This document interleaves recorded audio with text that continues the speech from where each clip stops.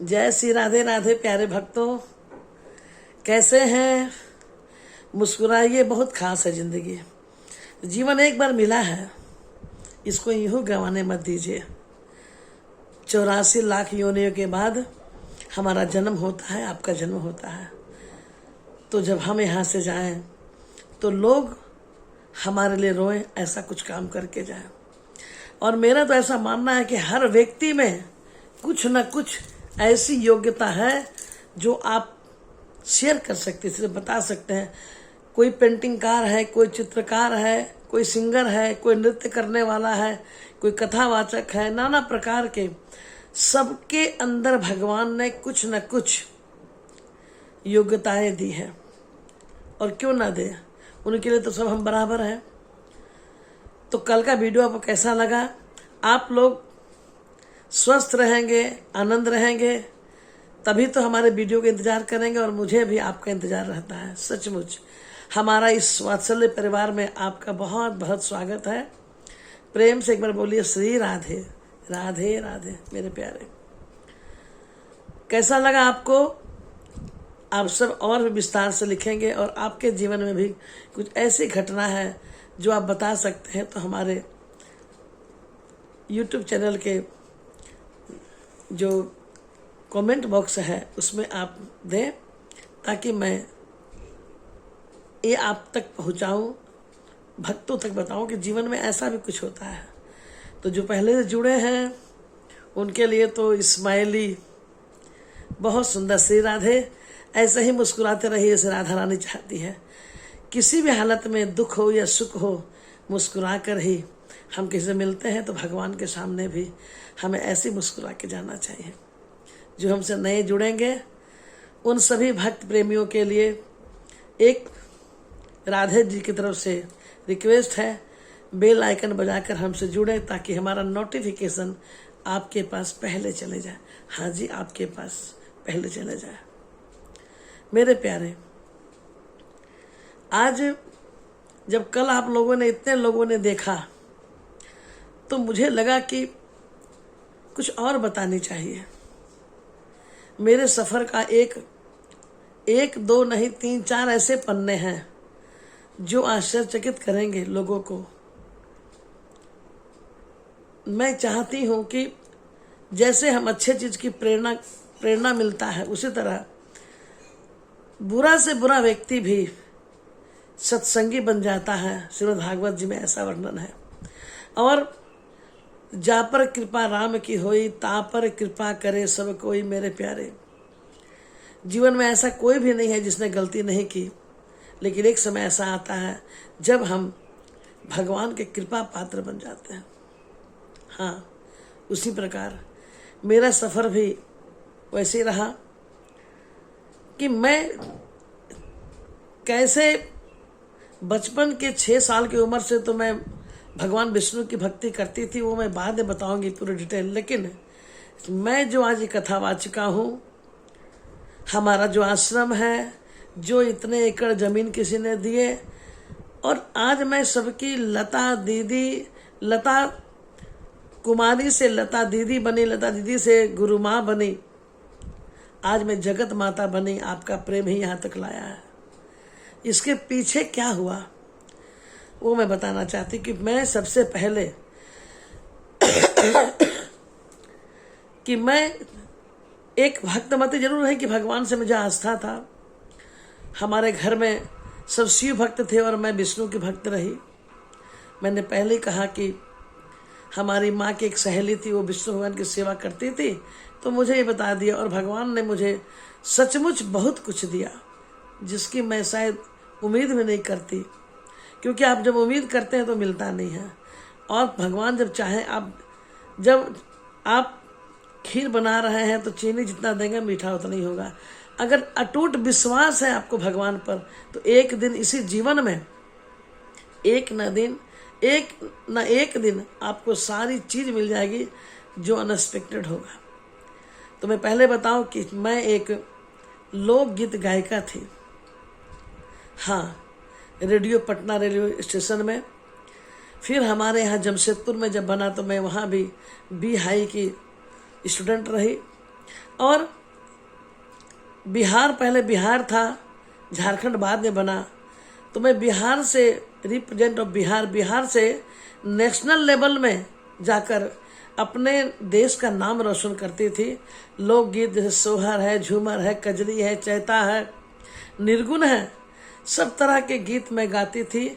और इंडिया जो फेस्टिवल मनाता था तो मैं देश विदेश तक होकर आई, पूरे ग्रुप को लेकर जाया करती थी। और हम अपनी लोकगीत की परंपराओं को खूब आगे बढ़ाई और बहुत ही नाम सम्मान मैंने पाया, बहुत ही तो बहुत ही। कभी ऐसा वक्त आएगा तो मैं दिखाऊंगी कि हमारे कितने शिल्ड हैं। और राजीव गांधी प्राइम मिनिस्टर थे तब से हमारा 87 से मैं नेशनल लेवल की आर्टिस्ट बनी। और एक समय ऐसा आया कि मैं बड़े बड़े कंपनियों में लोकगीत गाने लगी। शारदा सिन्हा जी का भी बहुत आशीर्वाद रहा। शत्रुघ्न सिन्हा जी ने मुझे सम्मानित किया, बिहार कोकिला का अवार्ड मुझे मिला पूरे बिहार से, चाहे वो मैथिली हो, मगही हो, भोजपुरी हो, अंजिका हो, बंजिका हो, सब हर जो हमारे गांव में जो खेत में रोपनी का गीत हो, किसानों का हो, जतसारी हो, मौसम गीत हो, सारे मैं लोकगीत को रेडियो पे गाती थी। और फिर एक समय ऐसा आया कि वेनस कंपनी वालों ने मुझे बुलाया और मेरा सफ़र वहाँ से शुरू हो गया। तो मैंने टी सीरीज को छोड़ के बाकी सब बड़े बड़े कंपनियों में मैंने कैसेट गाए, सीडी बने। मैंने 2 फिल्मों में भी काम किया, जिसमें दोनों थे, एक श्रवण कुमार और एक लोकगीत में था बिटवा भैल करके, ये पर्दे पे भी आई। अब सोचिए कि जो ग्लैमर की दुनिया है, आए दिन बॉम्बे में रिकॉर्डिंग हो रही, कभी कलकत्ता में उषा उत्तर जी के स्टूडियो में रिकॉर्डिंग हो रही, लेकिन ऐसा क्या हुआ कि अचानक हमारी ज़िंदगी में ये बदलाव आया। तो मैं बताई कि कैसे मेरे चेस्ट में पेन हुआ और मैं एडमिट हुई।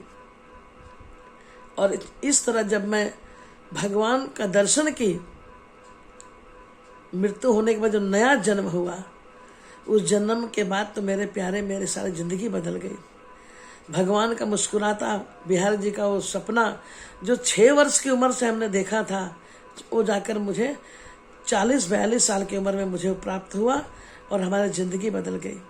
मैंने उस सारे, चाहे वो टेलीविज़न की दुनिया हो, चाहे कैसेट की दुनिया हो, चाहे स्टेज में लोकगीत की गायन हो, चाहे नेशनल लेवल का कार्यक्रम हो, मैंने सबको छोड़ दिया।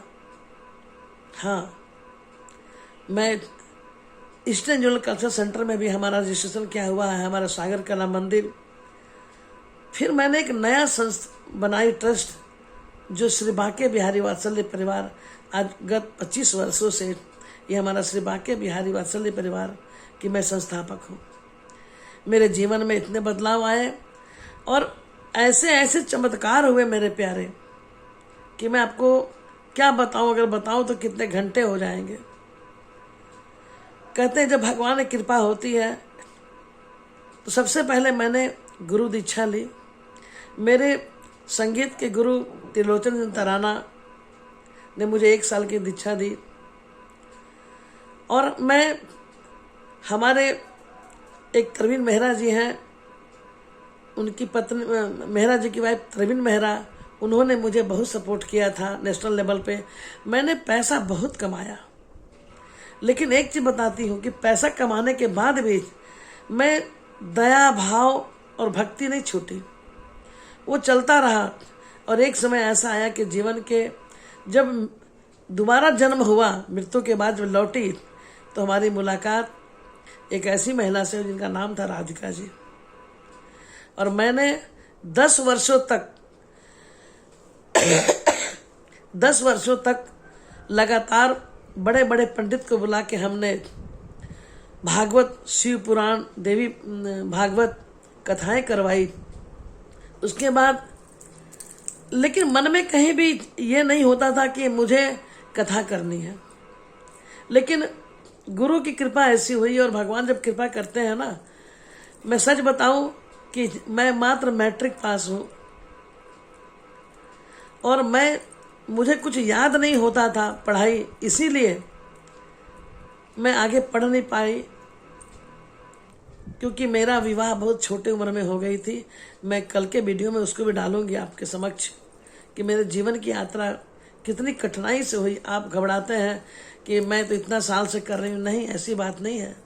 मैंने बहुत संघर्ष करके यहाँ तक पहुँची और उस कथा को कराते कराते हमने कभी नहीं सोचा कि मुझे भी कथा करनी है। गुरु जी से दीक्षा ली और अचानक ही हमारा खुद का पुत्र ने कहा कि माताजी आप क्या कर रही हैं, संस्था चला रही हैं, अच्छी बात है, लेकिन मैंने कहा कि मुझे आज भगवान ने कहा कि तुम कथा करो। और सचमुच हमारे पहले श्रोता हमारे कृष्ण रहे। मैं उन्हें ही कथा सुनाई। मैंने कथा करने के लिए किसी से भी मैं मार्गदर्शन नहीं की। हमारे गुरु हैं श्री बांके बिहारी, हमारे ठाकुर जी ने मुझे ये शिक्षा दी। और वही नहीं, जब शिव कथा की बारी आई और किसी ने मुझे बुक करने के लिए शिव कथा के लिए कहने आए तो मैं शिव कथा भी बोल दी। और मैं इतना जानती हूँ कि कथा सुनाने के लिए जितना सरल ढंग से किसी के अंतःकरण में कथा याद हो जाए। आज भी भक्त कहते हैं कि दीदी माँ कथाएं तो बहुत सुनते हैं, लेकिन आपकी कथा तुरंत याद हो जाती है। पता नहीं क्यों, मुझे नहीं पता, मैं शायद अपने ढंग से समझाती हूँ, लेकिन मैं ये सोचती हूँ कि हे ठाकुर जी, पहले श्रोता आप हैं तो मेरे जितने श्रोता हैं उन सबको पसंद आना चाहिए।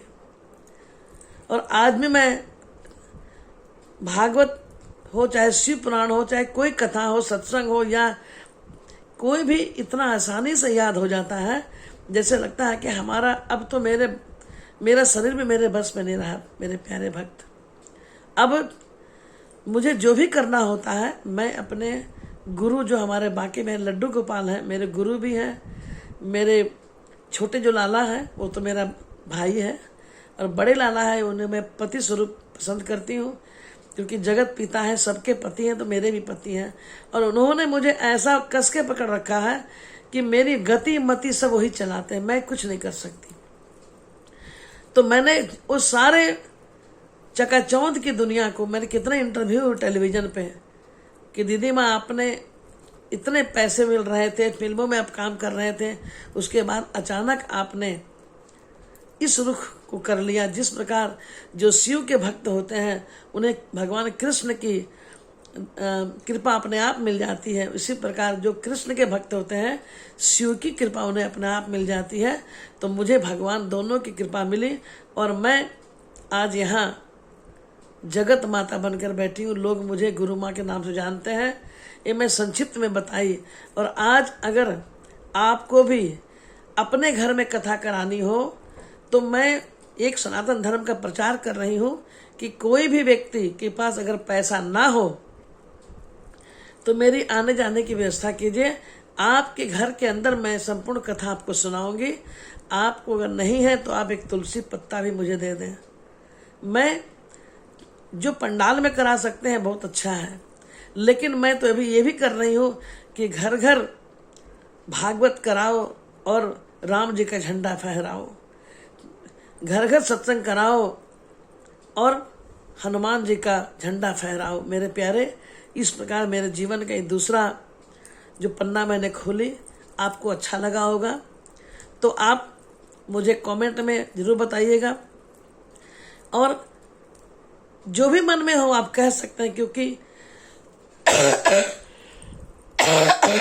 देखिए मौसम बदल रहा है, आप भी अपना ख्याल रखें, स्वस्थ रहें।